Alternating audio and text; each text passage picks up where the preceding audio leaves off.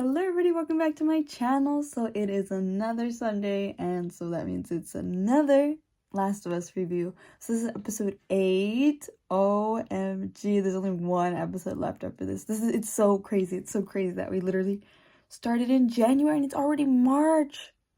That's so crazy. And we're already at the end here. Like, I literally remember watching the first episode and I was like, it's gonna be a long time. We're already here. Anyways, episode 8, and it was the David episode. If you guys haven't played the video games, it's an intense, crazy sequence. Obviously, if you've seen the show, you already know. But in the game, it's one of the most craziest sequences because first, that's the first part where we actually play as Ellie. Like, we've never played as Ellie before in the games up until that point. You get to play as Ellie in a sequence. And like, it's just so, like, because you play as Joel the whole game until that part when he gets hurt. And then it switches on over from Joel to Ellie. And so here, it's the same thing. We're with Ellie. We are here. And she's in a bit of a trouble because Joel is not healing. He's infected now. And, you know, they're running out of food. And so she tries to go out and get it. On the show, it's a little bit different. We actually start and we see David. So if you guys don't know, in the games, David's a creep. That's all you need to know. He's just a creep who, like, wants Ellie, like, as his sidekick for, like, personal gain and stuff. It's really, like, kind of, like, groomer coded in the game, but it's not explicitly said. But within the show, it's revealed that he's a preacher, and he's kind of, like, this town's, like, hope. Yeah, there's, like, this group. I don't know, I wouldn't consider it a town, because there's not many people, but there are a lot of people.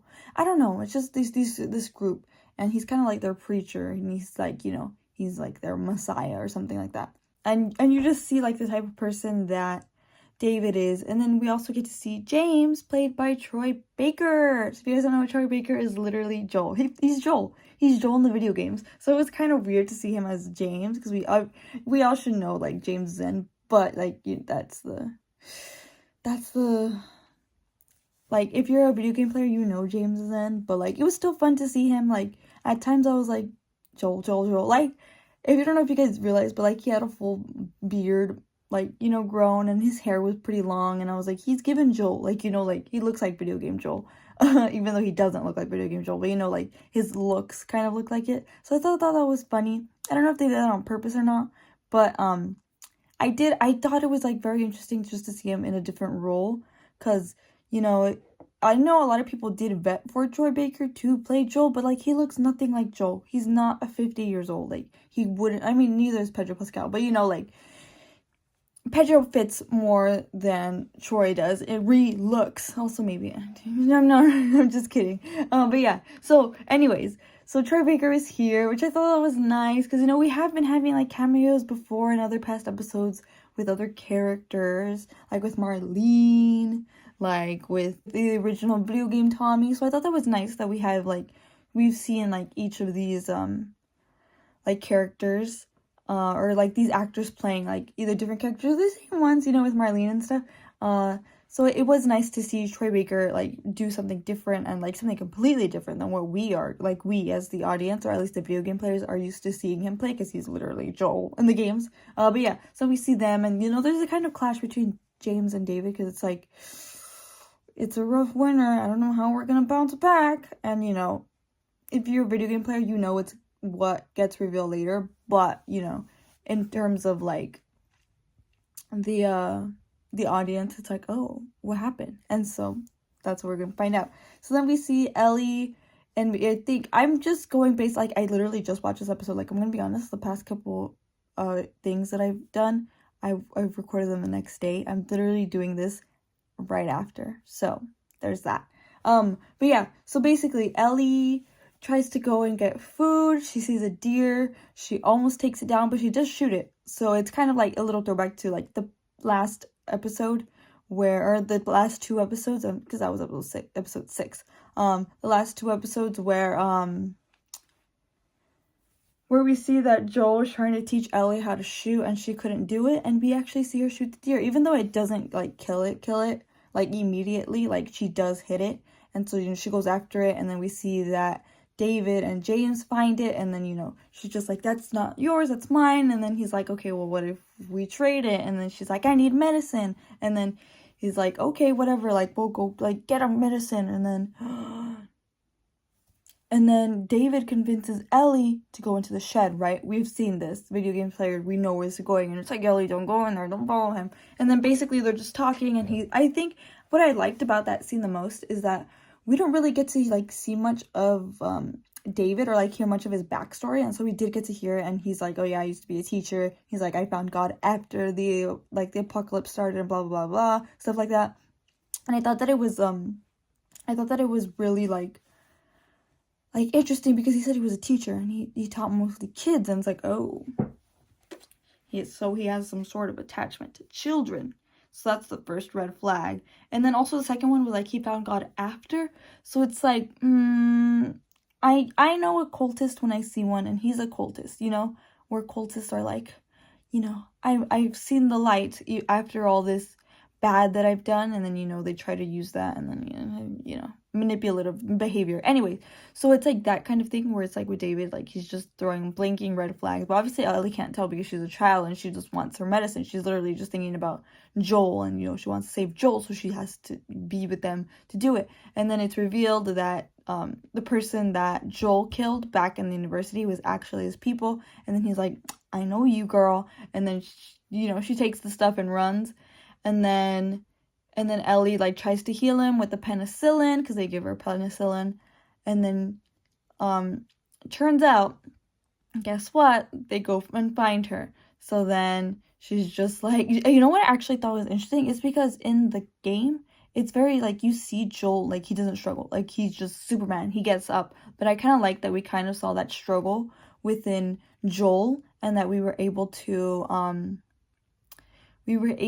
like, see, like, Joel struggle. Like, he's, like, just got up. Like, he's barely healing from a wound. But he does it because he loves his daughter. And his daughter right now is Ellie. So, yeah, I thought that was interesting. I thought that it was really... And seeing that was, like, so good. Because, obviously, like, even in the video game, like, I was like, how is he, like, getting up so quickly? Like, I was like, that's impossible, man. Like, you know... Because it's like, he's not superhuman. And it shows that, like, you know, he's not superhuman. He's struggling. Like, when you're struggling to take down the guy, he's struggling. And, oh, speaking of that sequence, I hated when, like, why did it have to be Troy Baker? Why did Troy Baker have to freaking shoot the horse? He shot the horse. And then Ellie was flying and she was passed out. And, oh my god. So this is another thing I noticed. I watched it twice. So my second rewatch, I noticed that David said he was a teacher and he exclusively taught children. And then this one, the next thing that he did was he carried Ellie in, like, the wedding pose. I don't know what that pose is called exactly, but it's like a wedding pose. Opposed to, like, the fireman's hold, where they hold them behind their shoulder, you know?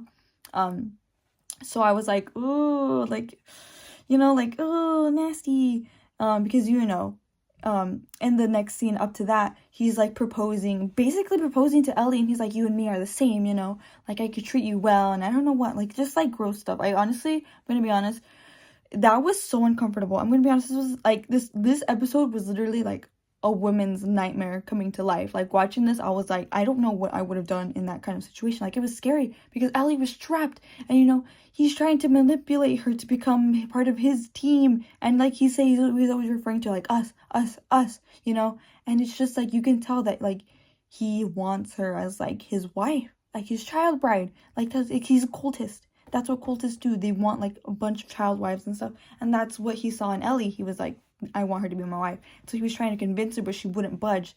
And even, like, budged to the point where, like, she broke his fingers, and then he was like, alright, well, I'm gonna kill you then. So, yeah, I just, like, those scenes between them two, Bella, and I forgot what that guy's name is, but I think his name is, like, Scott Shepherd, they, like, oh, they were so good, because, like, you can genuinely see Ellie's fear, like, being, like, held captive by this man.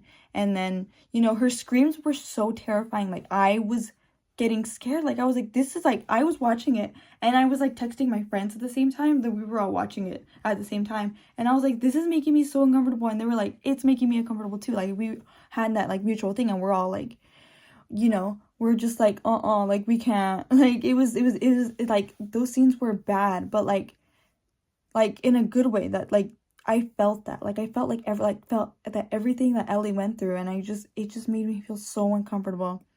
But yeah, like it's hearing like her screams and her like cries, and then she, like I felt it. Like Bella Ramsey is so good as Ellie, and I hate everybody that was like so against like her as Ellie.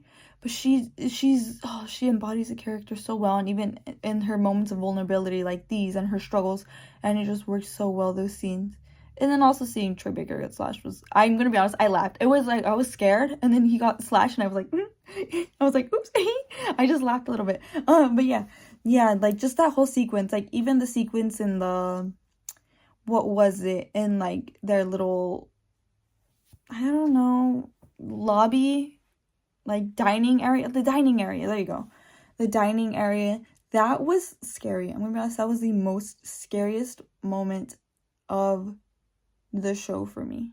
Like when he's trying to still convince her, even though, she started a fire, and then you just see the fire seeping, and it just felt so much like the video game. Like when I played the video game, I was genuinely terrified of, like, I was terrified of David, and then like all like the crunch, like in the game, like if you stepped on glass, he would immediately like find you and then kill you. But like here it's like the same thing, there was still the fire, but like the sequences, both playing it and also witnessing it in live action, were honestly terrifying. Like I give like kudos to Bella, and like just to the other actor for being so scary, and like just creating a cultist that is also a pedophile and a cannibal, and just a nasty dude who probably wanted Ellie to be his child bride and stuff like that. It's just, those scenes were terrifying, but then we also, like, God, they worked so well. And then, like in the game, it's like hinted at, that he was probably gonna, do something to her. But, here, like, you can, like, it's very insinuated that he wanted to do that thing to her there. And so, like, the payoff was even better, like, when Ellie struck him down and stuff. Like, God, it just, like, it felt so satisfying to watch, as like you just see Ellie struggle that whole episode with him, and then you just finally see her take him down. Like that was like the greatest payoff that could ever happen, and it was just like so like relieving. It was so relieving. And then you see that Ellie scarred from it, like like you didn't even see that in her screams when she's taking him down. And then even when she walks down, she's all confused, and then when Joel like goes to save her, and she has blood all over her, and she's still like she's still screaming like in shock, like she's like, oh my God, like this isn't over. But then he's like, it's me, and then he calls her baby girl. And he hasn't said that since the first episode. He never called anybody that. But at this point, Ellie is like a daughter to him, so he says it to her in words of comfort. And he gives her his jacket because she doesn't have any of her stuff anymore. Just like that episode was a lot. Like it's a lot. Like this review is not gonna be long, and also that episode was short too. So I mean, not that it needed to be longer, because it did not need to be longer. But yeah, it's just like it's a lot for me to like process, and a lot for me to think about, because like as a woman, you don't want to go through that. Like that's every woman's fear in a show, in an episode, I mean. Well, also in a show, because come on, like women would struggle in apocalypse, let's be real. But yeah, like there's just like that whole episode is like every woman's fear, and like that stuff can happen like in day-to-day lives. So it's like also like it's just a lot for me to process. So I'm sorry if this review wasn't that long, but like the payoff in the end was really good, but it's just like it's a lot to like. But yeah, that's my thoughts on the show. I thought it was well acted. Like it was a really good episode, don't get me wrong. Like the episode was so good. It's just like it hurt. Like it hurt to watch. Like that's what I mean. Like it really hurt. It was really hurtful like to see, like it was just crazy. But yeah, those are my thoughts. What did you guys think of this episode? Let me know in the comments down below. Don't forget to like this video if you like this review, and also don't forget to hit subscribe. We have one more episode left, meaning one more review, and I think I was also going to do a whole recap on the series, so once we get there then I'll do it. But yeah, so one more episode. I'm very excited, and I'm very scared, and I don't know what to think. but I'm also excited because it's gonna be the end. And you know, I was been waiting for this whole series and I can't wait to rewatch it. But yeah, so I have nothing else to say. I'm sorry that this review is probably shorter than all the rest. I didn't mean it to be this way, but you know, that's all my thoughts on this episode. It's a lot, and I'm sorry if I don't feel very in it as I usually am for the reviews. It's just that it hurt. It really did. And I don't know. It hurt a lot to watch. But I'm glad it's yeah, I'm gonna need a little bit time to like relax after that episode. But yeah. I will see you guys all in the next video, whatever it be. So have a great rest of your day, night, whatever it is. Okay, bye.